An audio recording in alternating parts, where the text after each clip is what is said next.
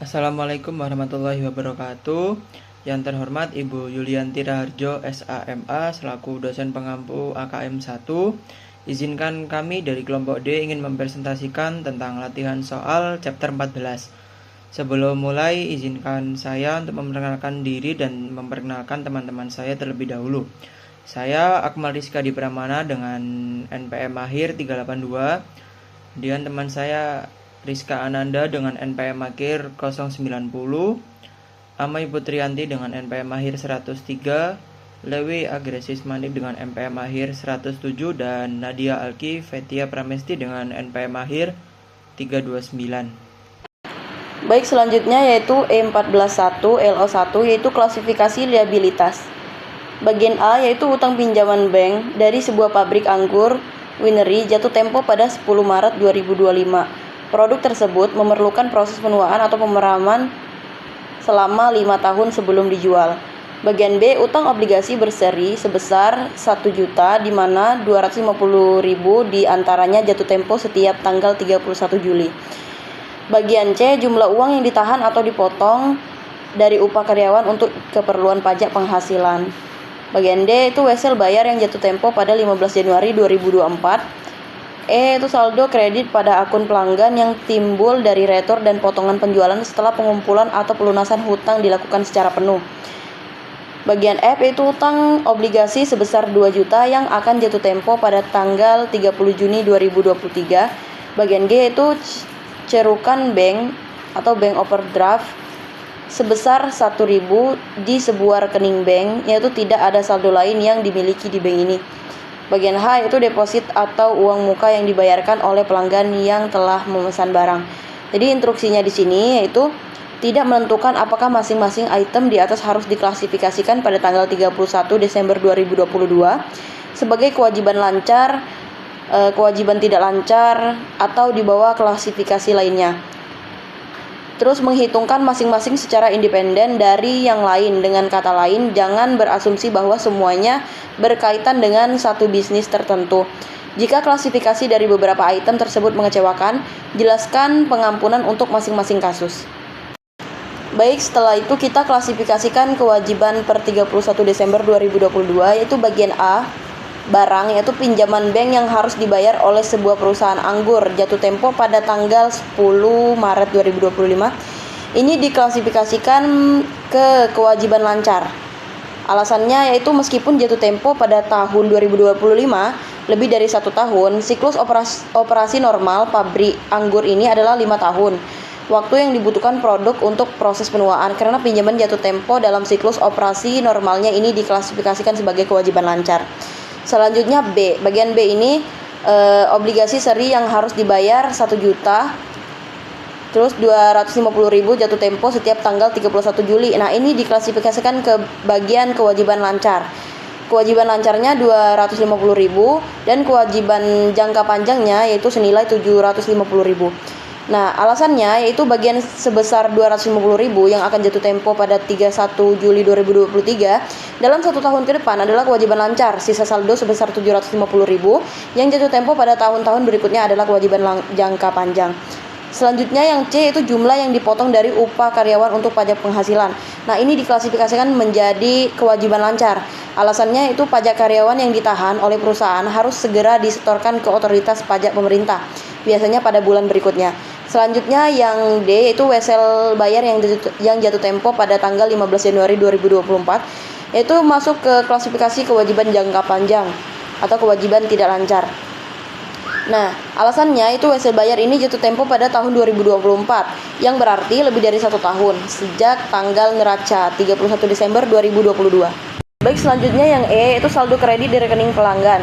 Itu diklasifikasikan ke kewajiban lancar. Alasannya itu saldo kredit ini muncul karena pelanggan melakukan retur setelah melunasi tagihannya. Perusahaan bermasalah kepada pelanggan berupa uang kembali atau potongan pesanan berikutnya yang biasanya diselesaikan dalam waktu dekat. Bagian F yaitu obligasi terbayar sebesar 2 juta yang jatuh tempo pada tanggal 30 Juni 2023. Itu masuk di klasifikasi kewajiban lancar. Alasannya itu kewajiban ini akan jatuh tempo pada tanggal 30 Juni 2023 yang berada dalam kurun waktu kurang dari 1 tahun dari tanggal pelaporan. Bagian G yaitu saldo minus overdraft sebesar 1.000 di rekening bank, yaitu masuk ke klasifikasi kewajiban lancar. Alasannya yaitu cerukan bank harus dilunasi sesuai permintaan atau on demand, karena perusahaan tidak memiliki saldo positif di akun bank yang sama untuk melakukan kompensasi atau offset. Cerukan ini murni merupakan utang jangka pendek. Nah, yang terakhir ini yaitu setoran yang dilakukan oleh pelanggan yang telah memesan barang. Ini masuk ke klasifikasi kewajiban lancar.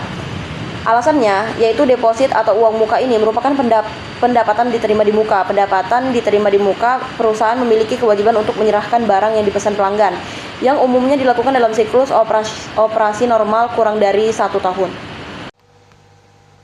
E14.3 LO1 Jurnal untuk transaksi obligasi. Disajikan di bawah ini dua situasi yang berdiri sendiri. Pada 1 Januari 2022, DIFAK SE menerbitkan obligasi sebesar 300.000 euro dengan tingkat bunga 9% dan jangka waktu 10 tahun.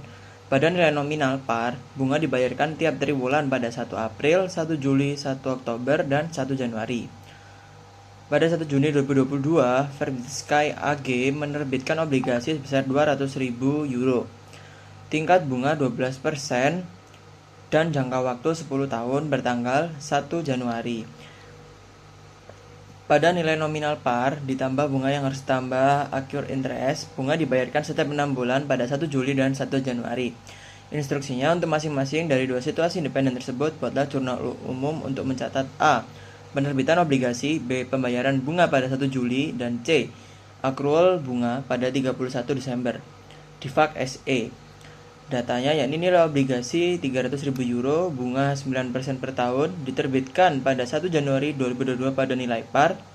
Bunga dibayar setiap 3 bulan, yakni 1 April, 1 Juli, 1 Oktober, dan 1 Januari. Maka untuk jurnal penerbitan obligasi pada 1 Januarinya yakni kas 300.000 dan utang obligasi 300.000. Untuk pada Verbit Sky AG, hitung bunga akrual yang dibayar investor periode 1 Januari sampai 1 Juni yakni 5 bulan. 200.000 dikali 12% dikali 5/12 yakni 10.000. Maka untuk kas yang diterima 200.000 ditambah 10.000 yakni 210.000. Maka jurnal penerbitan obligasi 1 Juni 2022 yakni debitnya kas 210.000, untuk kreditnya utang obligasi besar 200.000 dan utang bunga sebesar 10.000. Kemudian untuk yang soal B, pada DIFAK SE, pembayaran bunga pada 1 Juli 2022. Bunga triwulan, maka 300.000 dikalikan 9% dikali 3/12 yakni 6.750. Karena bunga dibayar setiap 3 bulan, pembayaran pada 1 Juli sebesar 6.750 euro. Jadi untuk jurnal pembayaran bunga pada 1 Juli 2022 yakni debitnya beban bunga 6.750 dan kreditnya yakni kas 6.750. Untuk Verbit Sky AG, soal B-nya yakni pembayaran bunga pada 1 Juli 2022.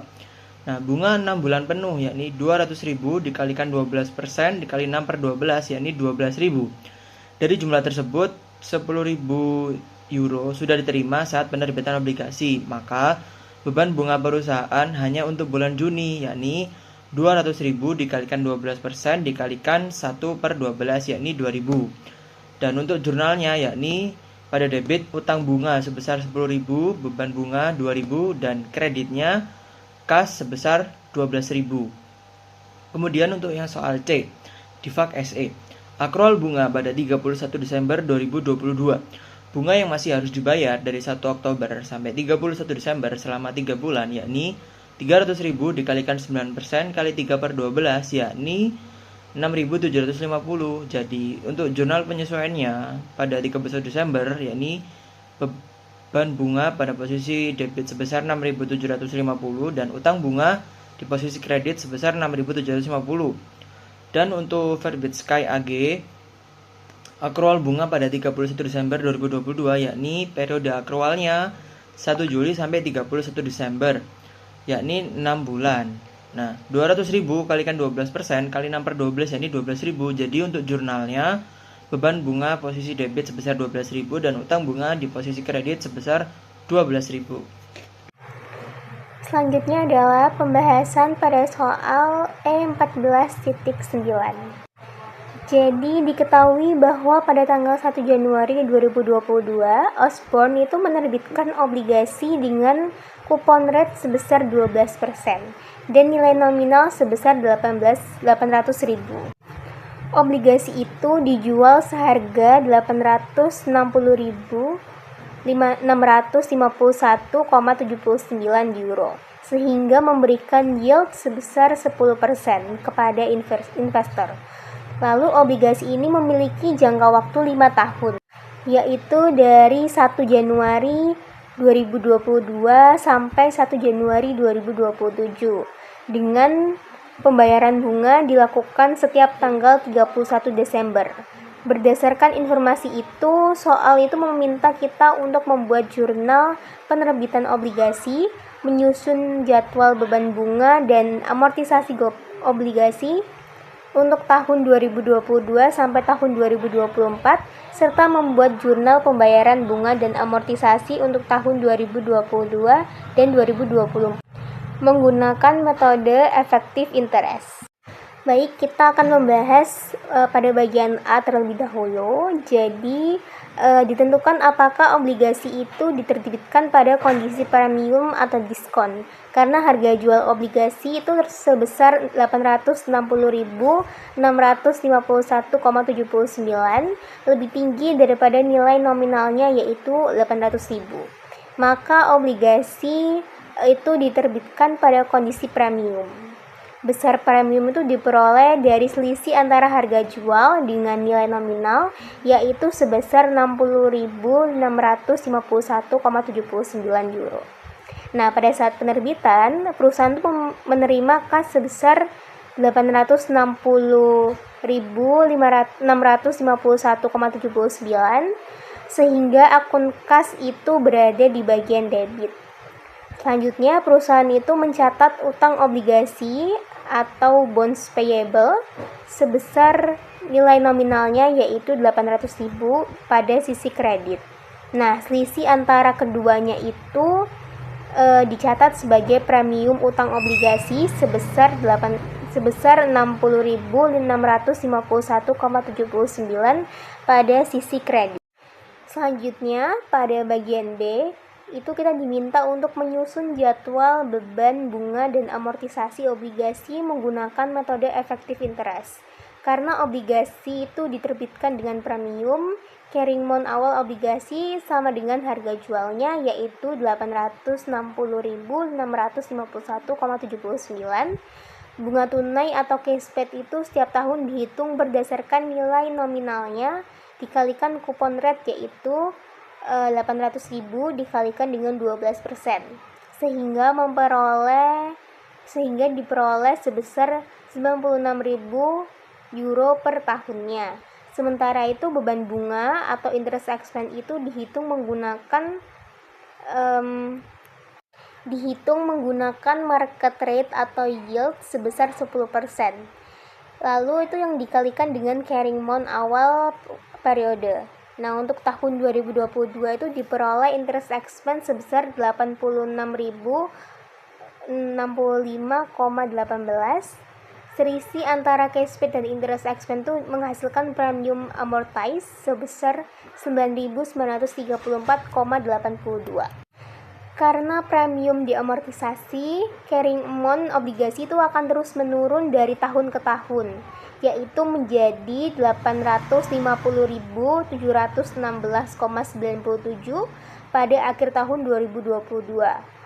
Lalu 839.788,67 pada tahun 2023, pada akhir tahun 2023, dan 827.767,59 pada akhir tahun 2024.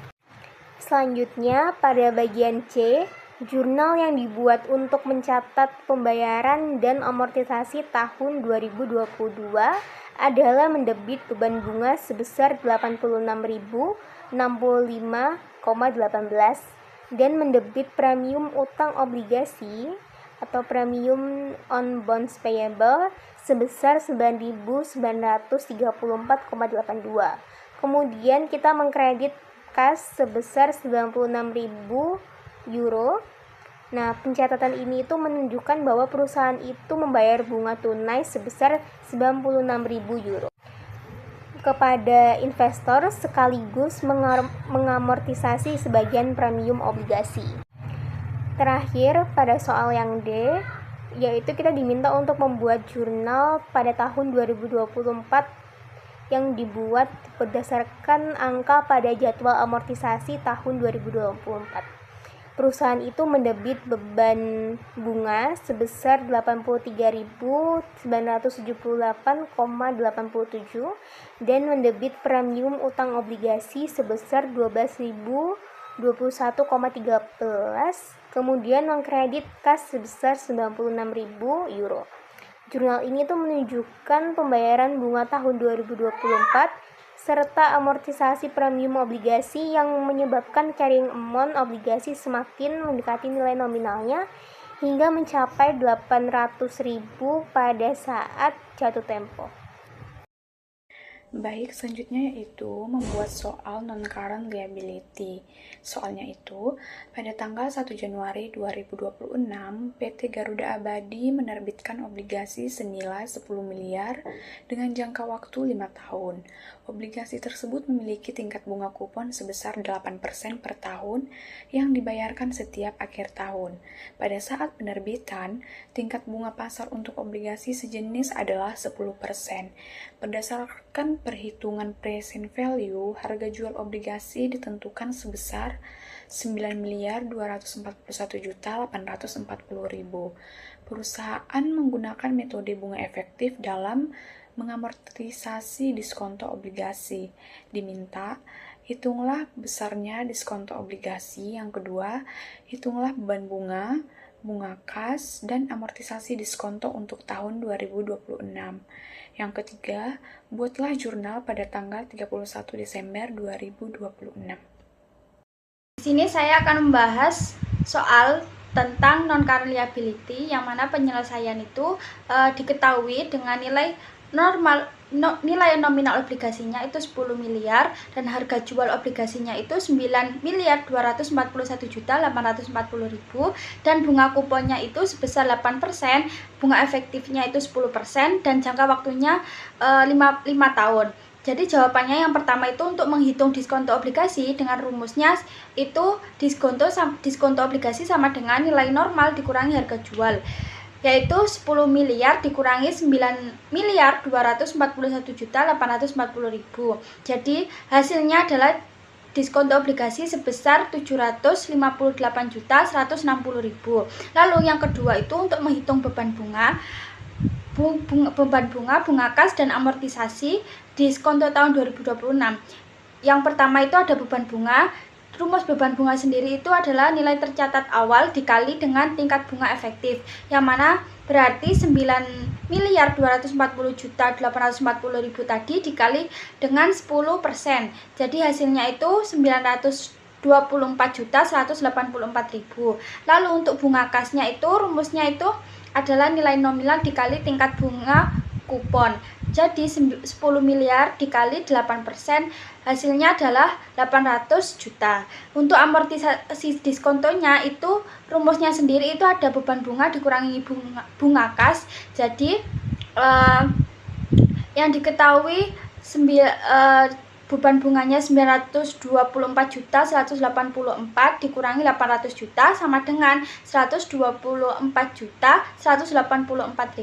Jadi untuk jurnalnya pada 31 Desember 2026 beban bunganya itu didebit sebesar 924.184.000, lalu ada obligasi utang itu dikredit sebesar 124.184.000 dan kas itu ada di kredit juga sebesar 800 juta.